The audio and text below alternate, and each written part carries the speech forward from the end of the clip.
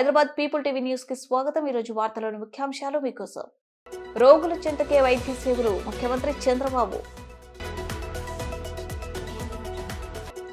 Jal Jeevan mission workshop ప్రారంభించిన రాష్ట్ర ఉప ముఖ్యమంత్రి పవన్ కళ్యాణ్.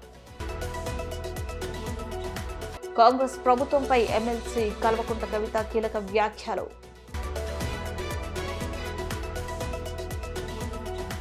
పేర్ని జయసుధ గోదాంలో 3,000 బస్తాలు కాదు 4,840 బస్తాలు మాయం. మంత్రి నాదెండ్ల. కల్వకుంట్ల విద్యాసాగర్ రావు రైతులపై అక్రమ కేసులు నిరసనగా అంబేద్కర్ విగ్రహానికి వినతి పత్రం.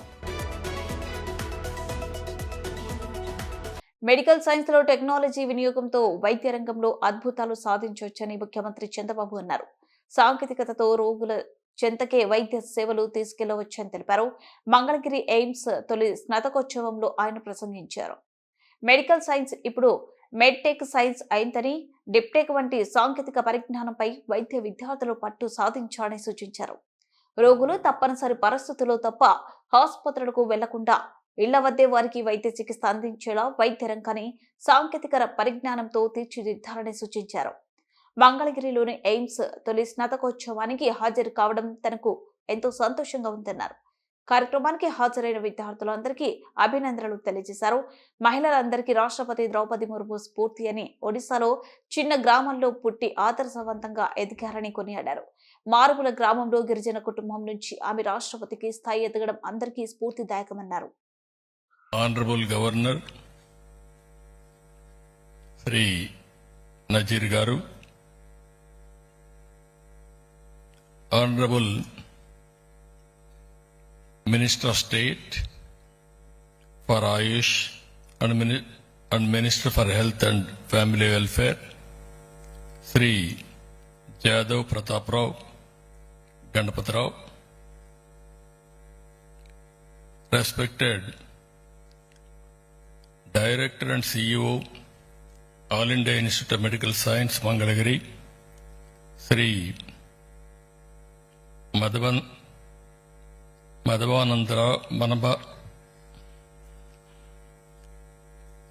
Madhavananda Kargaru, Honorable Ministers Satyakumar Yadav and also Mr. Lokesh, and friends, today is a great occasion. I am very happy to see all of you first convocation.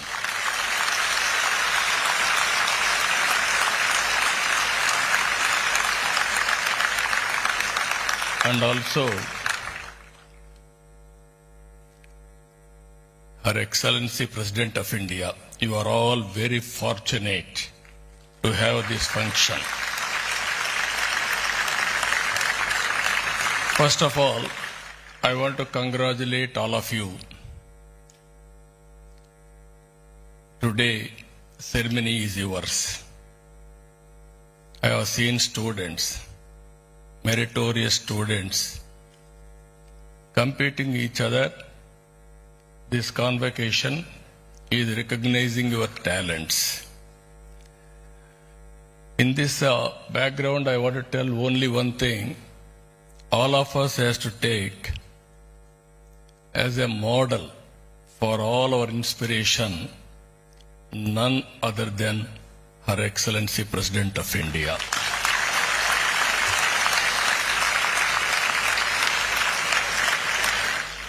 She was born as an ordinary woman. Now she has a Jal Jeevan mission అమలుపై రాష్ట్ర స్థాయి work shop ను ఉప ముఖ్యమంత్రి పవన్ కళ్యాణ్ బుధవారం ఉదయం ప్రారంభించారు. ఈ సందర్భంగా పవన్ మాట్లాడుతూ జల జీవన్ మిషన్ ద్వారా ప్రతి ఇంటికి పంపు, వాటి ద్వారా నాణ్యమైన మంచినీరు అందించాలనేదే లక్ష్యమన్నారు. 2019 ఆగస్టు ప్రారంభమైనప్పటికీ నీటిని అందించడానికి పరిమితమైందన్నారు. 2024 నాటికి మరింత బలోపేతం చేసి రోజు నీటి సరఫరా చేయాలన్నారు. 55 లీటర్లు ఒక మనిషికి ఇచ్చేలా కార్యాచరణ రూపొందించామని తెలిపారు. కూటమి ప్రభుత్వం వచ్చిన తర్వాత మోదీ కలను మరింత సాకారం చేసేలా అడుగులు వేస్తున్నామన్నారు.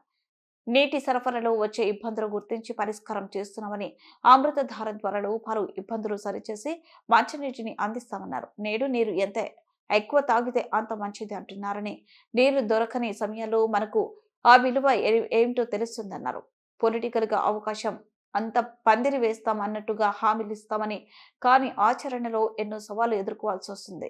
భీష్మ ఏకాదశిన 24 గంటలు మంచినీళ్లు తాగకుండా ఉంటే ఆ ఇబ్బంది తెలుస్తుందన్నారు. దీన్ని మరింత బలోపేతం చేయాలని ఇప్పుడు దాకా జల్ జీవన్ మిషన్ కేవలం నీటిని అందించడం దాని వరకే అంతవరకు పరిమితమైంది. ఇది గౌరవ ప్రధానమంత్రి శ్రీ నరేంద్ర మోదీ గారి కళ. ఇది కనీసం రోజుకి ఒక 55 లీటర్ల నీళ్లు సగటున మనిషికి ఇవ్వాలి అని, అది కూడా పరిశుభ్రమైన నీరు ఇవ్వాలి అనేది అల్టిమేట్ గోల్. ఏంటంటే జల్ జీవన్ మిషన్కి సంబంధించి నిరంతరం నీటి సరఫరా ఉండాలి ప్రతి ఒక్కరికి అనేది ఆకాంక్ష, ఆశయం. దాంట్లో కనీసం ముందస్తుగా కనీసం 55 లీటర్లు కనీసం ఇవ్వాలి అనేది ఆకాంక్షతోటి స్టార్ట్ అయింది. ఇప్పుడు ఈ అమృతధార ఈ వర్క్షాప్ని ఎందుకు అమృతధార అని పెట్టాము Jal Jeevan mission revamp programme కింద అనుకుంటే, ఒకటి ఉన్న నీటి వనరులని బలోపేతం చేయటం, అలాగే maintenance of existing schemes, already ఉన్న వాటర్ స్కీమ్స్ అన్నిటినీ వాటి మెయింటెనెన్స్ ఎలా ఉన్నాయి ఏంటి అనేది, అలాగే వాటర్ కన్జర్వేషన్ కూడా ఎంత కీలకమో దీన్ని జల్ జీవన్ మిషన్లో లేదు, కానీ ఇది మనం తీసుకున్న తర్వాత కొత్త ప్రభుత్వం ఎన్డీఏ ప్రభుత్వం వచ్చిన తర్వాత మనం తీసుకునేవి వాటర్ కన్జర్వేషన్ కూడా చాలా కీలకమైంది. అలాగే ట్రైనింగ్ అండ్ కెపాసిటీ ఒకటికి ఉద్యోగస్తులకే కాకుండా ప్రజలను కూడా దీంట్లో భాగస్వామ్యం చేయాలనేదే ఒకటి. అలాగే దీంట్లో ఈ ఐటీ సిస్టమ్స్ ద్వారా దీన్ని మనం స్ట్రీమ్లైన్ ఆపరేట్ చేసే విధానం, అలాగే గ్రీవెన్స్ రిడ్రెసల్, ఏమైతే నీటి సరఫరాలు ఇబ్బందులు ఏమున్నాయో రిపీటెడ్గా వచ్చే అవుట్ ఆఫ్ మెయింటెనెన్స్, వాటికి కూడా ఒక విధి విధానాలని రూపొందించడం, అది దీనికి సంబంధించి ఈ అమృతధార సంబంధించి. ఒకసారి చెప్పుకున్న మనం రిపీటెడ్గా ఉంటుందని, కానీ కనీసం ఒక్కరోజు 1 గంట నీళ్లు తాగకపోయినా, ఒక పూట నీళ్లు తాగకపోయినా దాని కష్టం ఎంత ఉంటుందో మనందరికీ తెలిసిందే. ఏకాదశి వ్రతాలు కానీ ఏదైనా సరే పొద్దున్నుంచి సాయంత్రం వరకు నీళ్లు తాగకుండా రకరకాల మనం ఈ రిలీజియస్ థింగ్ మనం ఈ పండుగల్లో అప్పుడు ప్రత్యేక పర్వదినాలు చేసేవి, కానీ అప్పుడు కానీ మనకు నీటి విలువ తెలియదు. నీటి దొరకనప్పుడే మన నీటి విలువ తెలుస్తుంది. నాకు ప్రత్యేకించి నేను పిఆర్ మినిస్ట్రీ తీసుకున్న తర్వాత వాటర్ కన్జర్వేషన్ ఒకటి, నీటిని సరఫరా చేయటం ఒకటి, ఇవన్నీ నాకు చాలా ప్రత్యేకమైనవి, ఇష్టం నాకు. అంటే చాలా సందర్భాల్లో నేను చెప్పింది ఏంటంటే, అంటే నా అనుభవాలు పంచుకున్నది. ఒకసారి యూఎస్లో కూడా హార్వర్డ్ యూనివర్సిటీకి వెళ్ళినప్పుడు కూడా అక్కడ స్పీచ్ ఇస్తూ ఉంటే ఒక కీనోట్ అడ్రస్లో అక్కడ నేను చెప్పింది, ఒక ఆదిలాబాద్లో ఒక తాండాలో జరిగిన సంఘటన ఒకటి చెప్పాను. చాలాసార్లు పొలిటికల్గా మేము వెళ్తున్నప్పుడు చాలా ఆకాశం అంత ప్రామిసులు చేస్తూ ఉంటాం, ఆకాశాన్ని తీసుకొచ్చి పందిరేస్తూ ఉంటాం, ఇవన్నీ చేస్తూ ఉంటాయి. కానీ ఇలాంటి సందర్భంలో 2008లో ఆదిలాబాద్లోని ఒక తాండాలో పాపం 3-4 తాండాలకు కలిపి ఒకటే బోర్ పాయింట్, అది అందరూ వచ్చి అక్కడి నుంచి పట్టుకునేవాళ్ళు. ఒక కళ్ళు లేని కనుగుడ్లు కూడా లేవు పెద్ద ఆవిడ వచ్చి అడిగింది, నా దగ్గరికి వచ్చి అంటే మరాఠీ యాక్సెంట్లో ఉన్న తెలుగులో ఆవిడ అడిగింది నన్ను నీళ్ళు ఇప్పించమని, ఇంకేం అడగల. అంటే నీరు ఎంత కీలకమైందంటే, అది మనం ఒక భీష్మేకాదశి రోజున 24 గంటలు నీళ్లు తాగకపోతే ఎంత దారుణంగా ఉంటుందో నిజంగా కష్టం పాటించే వాళ్ళకి తెలుసు, వ్రతాలు పాటించే వాళ్ళకి, కానీ దొరకని వాళ్ళకి. సో ఇది అనేక మంది, చాలామంది నలిగి బాధలను అర్థం చేసుకుని దానికి ఒక పరిష్కార మార్గం, చాలామంది శ్రమ ఎప్పటికప్పుడు చేసుకుంటూ వచ్చారు. నేను రివ్యూ చేసిన తర్వాత పంచాయతీరాజ్ శాఖ రివ్యూస్లో జేజేఎంది చాలా కీలకంగా అనిపించింది. చాలా ఉన్నతమైన ఆశయంతో మొదలుపెట్టింది, ఎందుకు మనం దీన్ని ముందుకు తీసుకెళ్ళలేకపోయాం అనేది చాలా లోతుగా ఒకసారి అధ్యయనం చేస్తే, అసలు 2019లో కేరళ మన కేంద్ర ప్రభుత్వం దీనిని ప్రతి రాష్ట్రాలకి మీకు ఎంతెంత అవసరాలు ఉన్నాయని మీ ఆ నీటి అవసరాలకి ఈ సగటు పర్ క్యాపిటల్ కన్జంప్షన్ ఎంత ఉంటుంది, దానికి ఎంత కావాలి మీకు డబ్బులను అడిగితే ఉత్తరప్రదేశ్ 1.5 lakh 1.5 కోట్లు అడిగింది, మధ్యప్రదేశ్ 83,000 కోట్లు అడిగింది, గుజరాత్ 32,000 కోట్లు అడిగింది, కేరళ 45,000 కోట్లు అడిగింది. వీటన్నిటిలో కూడా మీరు కేరళని తీసుకుంటే మనకంటే చాలా చాలా చిన్న రాష్ట్రం, మనలో 4వ భాగం ఉంటుందేమో 3వ భాగం కానీ. అలాంటి కేరళ 45,000 కోట్లు అడిగితే గత ప్రభుత్వం జల్ జీవన్ మిషన్కి వాళ్ళు అడిగింది 26,000 కోట్లు మాత్రం అడిగారు. 26,000 కోట్ల, ఇంకా ప్రిసైజ్గా చెప్పాలంటే 26,000 కోట్ల 26.8.3 crores 0.94 ఎగ్జాక్ట్గా అడిగింది. కానీ వాళ్ళు మంజూరు చేసింది 4,787.10 కోట్లు. ఇది కూడా దేనికి అని అంటే వీళ్ళు పూర్తిగా డబ్బులు ఇవ్వలేకపోయారు, స్టేట్ షేర్ ఇవ్వలేదు వీళ్ళు. దానివల్ల మనం పూర్తిగా అవైల్ చేసుకోలేకపోయాం, సద్వినియోగం చేసుకోలేకపోయాం. దాంట్లో కూడా మీరు వెళ్ళి చూస్తే బేసిక్గా జల్ జీవన్ మిషన్ మన కేంద్ర ప్రభుత్వం మనం సిఆర్ పాటిల్ గారి దగ్గరికి వెళ్ళి నేను మాట్లాడితే వాళ్ళందరూ అడిగిందంటే మీ గత ప్రభుత్వం మీరు చేసినవి అన్నీ చాలా అబ్సర్డ్గా ఉన్నాయి, మేము అడిగింది ఏంటంటే పర్మనెంట్ అంటే ఒక సస్టైనబుల్ వాటర్ సోర్స్ నుంచి రావాలి. మండలిలో తాము అడిగిన ప్రశ్నలకు మంత్రులు తప్పుడు సమాధానాలు ఇస్తున్నారని బీఆర్ఎస్ ఎమ్మెల్సీ కవిత మండిపడ్డారు. బుధవారం అసెంబ్లీలోని మీడియా పాయింట్ వద్ద ఆమె మాట్లాడారు. మూసీ విషయంలో సభను మంగళవారం మంత్రి శ్రీధర్ బాబు తప్పుదోవ పట్టించారని ఆరోపించారు. ప్రపంచ బ్యాంకును మూసీ కోసం డబ్బులు అడగలేదని శ్రీధర్ బాబు చెబుతున్నారు. 2024 సెప్టెంబర్లో ప్రపంచ బ్యాంకును మూసీ కోసం రుణం అడిగినట్లు తన వద్ద ఆధారాలు ఉన్నాయని బయట పెడతానని కీలక ప్రకటన చేశారు. డిపిఆర్ లేదని అసెంబ్లీలో చెబుతారు. ప్రపంచ బ్యాంకుకు సెప్టెంబర్ 19న ఇచ్చిన నివేదికలో ప్రపంచ బ్యాంకుకు డిపిఆర్ ఉందని చెబుతారు. ఎందుకు అబద్ధం చెబుతున్నారు? ఎవరి లాభం కోసం ఇదంతా చేస్తున్నారు? కవిత ప్రశ్నించారు. ప్రజలకు స్పష్టత ఇవ్వాలని డిమాండ్ చేశారు. కేసీఆర్ సీఎంగా ఉన్నన్ని రోజులు ప్రపంచ బ్యాంకును తెలంగాణలో అడుగుపెట్టనివ్వలేదు. కాంగ్రెస్ ప్రభుత్వం అధికారంలోకి వచ్చిన ఏడాదిలోని ప్రపంచ బ్యాంకుకు రెడ్ కార్పెట్ వేస్తుందని విమర్శించారు. జై తెలంగాణ. అందరికీ నమస్కారం. నిన్న శాసన మండలిలో బీఆర్ఎస్ పార్టీ నుంచి మేము అడిగినటువంటి ప్రశ్నలకు ప్రభుత్వం తప్పుడు సమాచారం ఇచ్చింది. మీరు తప్పుడు సమాచారం ఇస్తున్నారు, మా దగ్గర నిర్దిష్టమైనటువంటి ఆధారాలు ఉన్నాయని చెప్పిన తర్వాత మరి గౌరవ శ్రీధర్ బాబు గారు ఒప్పుకొని మేము వరల్డ్ బ్యాంక్ కి ప్రపోజల్ పంపిన మాట వాస్తవమే అని చెప్తూనే మళ్లీ మమ్మల్ని తప్పుదోవ పట్టించే విధంగా, ప్రజలను అట్లానే సభను తప్పుదోవ పట్టించే విధంగా మేము ఇచ్చినటువంటి మాట వాస్తవమే, కానీ ఇంకా కూడా డిపిఆర్ లేదు, డిపిఆర్ లేకుండానే ప్రపంచ బ్యాంక్ ఇచ్చాము, అది వేరే ప్రాజెక్ట్ కోసం ఇచ్చామని చెప్పి వారు తప్పుడు సమాచారం ఇచ్చారు. నేను నిన్న ఏదైతే చెప్పానో నిర్దిష్టంగా నా దగ్గర ఆధారాలు ఉన్నాయని, ఆ ఆధారాలతోని ఇవాళ ప్రజల ముందుకు నేను రావడం జరిగింది. ఇవాళ మన ముఖ్యమంత్రి రేవంత్ రెడ్డి గారు మరి పెద్ద ఎత్తున తెలంగాణను ప్రపంచ బ్యాంకుకు తాకట్టు పెట్టేటటువంటి ప్రయత్నం చేస్తా ఉన్నారు.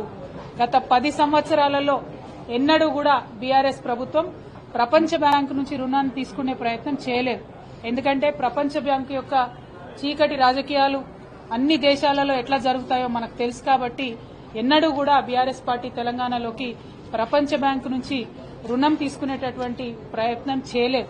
కానీ అధికారంలోకి వచ్చినాక సంవత్సరం లోపలనే రేవంత్ రెడ్డి గారు మరి ప్రపంచ బ్యాంకు ముందు మోకరిల్లుతా ఉన్నారు. మూసీ నదీ పరివాహక ప్రాంతాల్లో ఉన్నటువంటి పేద ప్రజల నుండి భూములు లాక్కొని ఆ భూములు ప్రపంచ బ్యాంకులో తాకట్టు పెట్టి రియల్ ఎస్టేట్ ప్రాజెక్ట్ డెవలప్మెంట్ కోసం అని చెప్పి వారు ఈ డిపిఆర్ ఇవ్వడం జరిగింది. ఈ యొక్క ప్రిలిమినరీ ప్రాజెక్ట్ రిపోర్ట్ అనే పేరుతోని వారు ప్రపంచ బ్యాంకుకు ఇచ్చినటువంటి పేపర్ ఏ తారీఖు ఇచ్చింది? 19 సెప్టెంబర్ 2024 నాడు ఈ కాగితం ఇచ్చినారు. ఇందులో ఇక్కడ పేరు రాసుంది మూసీ రివర్ డెవలప్మెంట్ ప్రాజెక్ట్ అని చెప్పి. కానీ నిన్న సభలో శ్రీధర్ బాబు గారు మూసీ రివర్ డెవలప్మెంట్ ప్రాజెక్ట్ కోసం కాదు, కేవలం మేము మూసీలో నుండి సీవరేజ్ ఇంటర్సెప్టర్స్ కోసం ఇచ్చామని చెప్పడం జరిగింది. కానీ ఈ మొత్తం పేజీలలో చాలా డీటెయిల్డ్గా ఎక్కడెక్కడ రియల్ ఎస్టేట్ని డెవలప్ చేస్తాము, ఎట్లా అయితే ల్యాండ్ పూలింగ్ చేస్తాము, ఎట్లా అయితే పేద ప్రజల నుంచి భూములు లాక్కొని అక్కడ పెద్ద పెద్ద మాల్లు కడతాము అని చెప్పి వారు స్పష్టంగా చెప్పడం జరిగింది.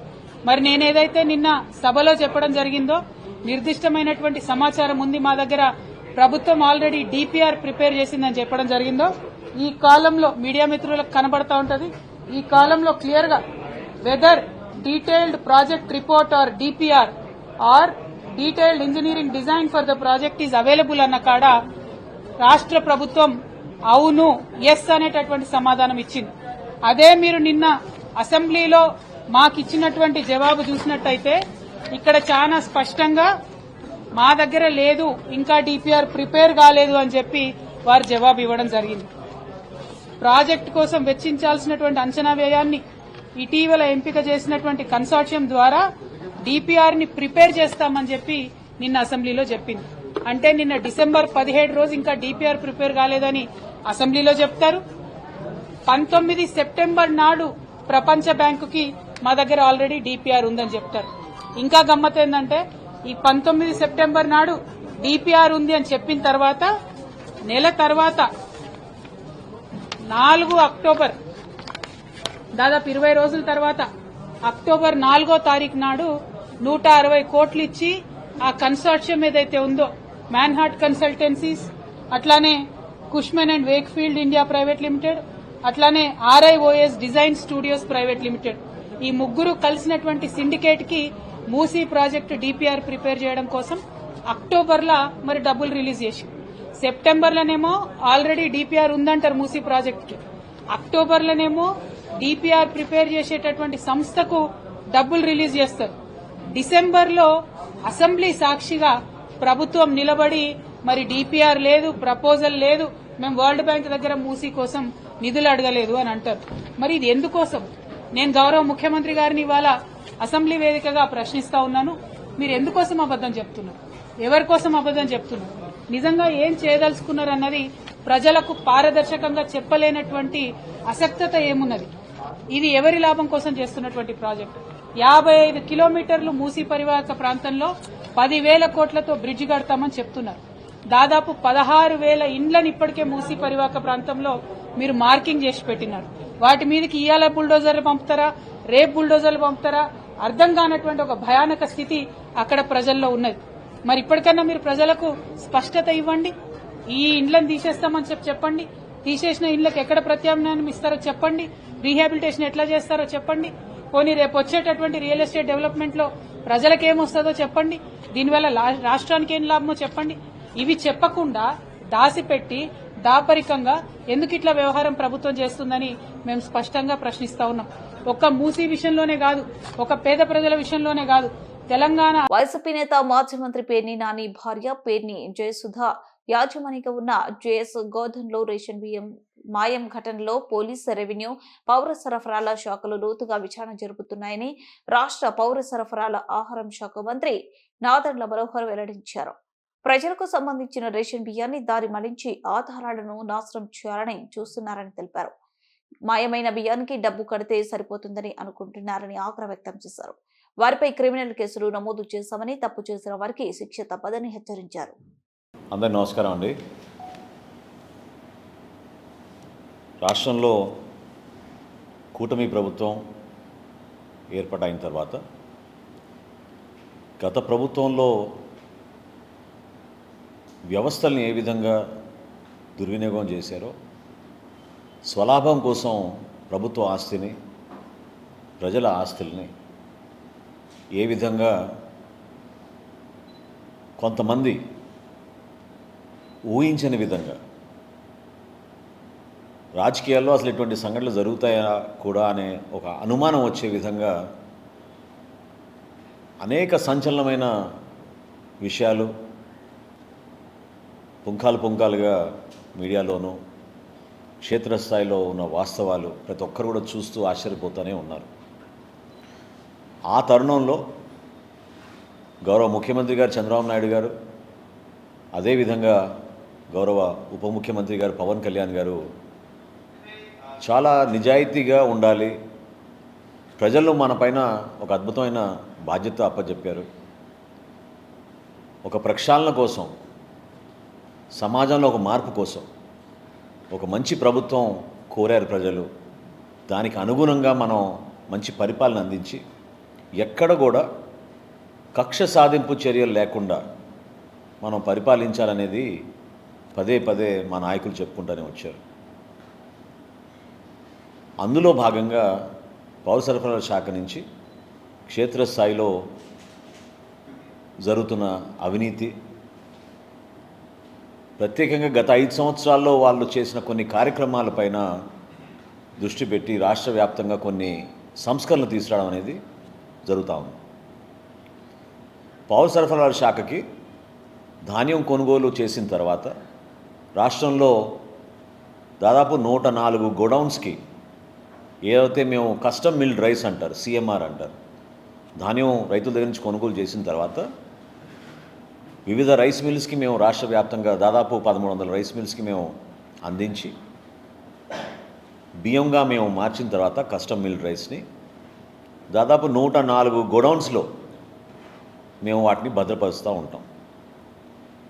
అందులో కొన్ని గోడౌన్స్ ఇన్వెస్టర్ గోడౌన్స్, కొన్ని గోడౌన్స్ బఫర్ గోడౌన్స్. వివిధ జిల్లాల్లో అనేక ప్రాంతాల్లో ఎక్కువ దూరం ప్రయాణం చేయకుండా ప్రజలకి ప్రతి నెల మేము పబ్లిక్ డిస్ట్రిబ్యూషన్ సిస్టమ్ ద్వారా ఏదైతే మేము రైస్ కానివ్వండి, కందిపప్పు కానివ్వండి, ఆయిల్ కానివ్వండి చేరుస్తామో ప్రజలకే కాకుండా ఐసిడిఎస్ ద్వారా అంగన్వాడీ కేంద్రాలకి, అదేవిధంగా హాస్టల్స్కి కూడా, సోషల్ వెల్ఫేర్ హాస్టల్స్కి ఈ సరుకు పంపించే బాధ్యత పౌర సరఫరాల శాఖ నుంచి మేము నిర్వర్తిస్తూ ఉంటాం. ఈ 104 గోడౌన్స్లో మొన్న 26వ తారీఖున జగిత్యాల జిల్లా కోరుట్ల నియోజకవర్గంలో బీఆర్ఎస్ జిల్లా అధ్యక్షులు కల్వకుంట్ల విద్యాసాగరరావు రైతులపై అక్రమ కేసులు పెట్టి అరెస్ట్ చేస్తున్నందుకు నిరసనగా కోరుట్ల బస్టాండ్ వద్ద అంబేద్కర్ విగ్రహానికి వినతి పత్రం ఇచ్చిన జిల్లా అధ్యక్షులు కల్వకుంట్ల విద్యాసాగరరావు. అలాగే రైతులపై కేసులు ఎత్తివేయాలని, రైతులని వెంటనే విడుదల చేయాలని బీఆర్ఎస్ పార్టీ డిమాండ్ చేసింది. ఈ కార్యక్రమంలో మేటపల్లి కోరుట్ల చైర్మన్, వైస్ చైర్మన్, ఎంపీపీలు, ఎంపీటీసీలు, కౌన్సిలర్లు పాల్గొన్నారు. డేట్ చెప్పకుండా ఏదో మమా అనిపించుకుంటారు. ఎందుకంటే ప్రతిపక్షాలు అడిగే ప్రశ్నల గురించి దగ్గర జవాబు లేదు. నీకు తెలియదు, నీ ముఖం తప్పించుకొని తిరుగుతున్నావు కనుక ప్రజలు గ్రహిస్తున్నారు. నీకు తప్పని గుణపాఠం చెప్తారు. నువ్వు ఇంటికి తీసుకుపోయి మోసుకుపోయి 30 సార్లు పోయి ఢిల్లీకి మోస్తున్నావు. కానీ నచ్చింద తెలంగాణ ప్రజలకు ఏం చేయాలో తెలియదు.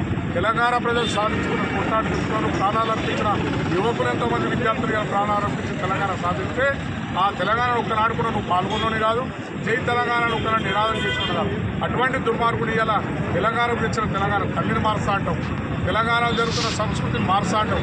తెలంగాణను మార్చి ఇప్పుడు ఈ గురువు చంద్రబాబు నాయుడు అప్పయిస్తున్నా అప్పయిస్తూ ఆంధ్రలో కలిపే ప్రయత్నం కూడా చేస్తామని చెప్పి ప్రజలు అనుకుంటున్నారు. కనుక ఇప్పటికైనా నువ్వు ఇచ్చిన హామీలు నెరవేర్చు. కానీ ఖబర్దారుగా చెప్తున్నా, మేము నాయకులు తిన్నా మర్యాద ఉన్నది, ప్రజలని నుంచి కొడతారు. ప్రజలకు ఇచ్చిన హామీలను నెరవేర్చు కానీ ఇటువంటి పిచ్చి పని చేయొద్దని చెప్పి మేము గట్టిగా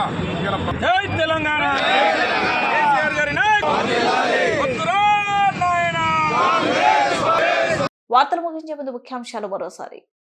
రోగుల చెంతకే వైద్య సేవలు, ముఖ్యమంత్రి Chandrababu. Jal Jeevan mission workshop ప్రారంభించిన రాష్ట్ర ఉప ముఖ్యమంత్రి పవన్ కళ్యాణ్. కాంగ్రెస్ ప్రభుత్వంపై ఎమ్మెల్సీ కల్వకుంట్ల కవిత కీలక వ్యాఖ్యలు.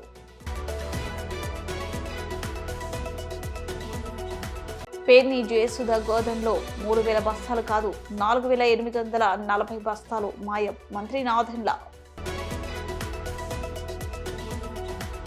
కల్వకుంట్ల విద్యాసాగరరావు రైతులపై అక్రమ కేసులు నిరసనగా అంబేద్కర్ విగ్రహానికి వినతి పత్రం.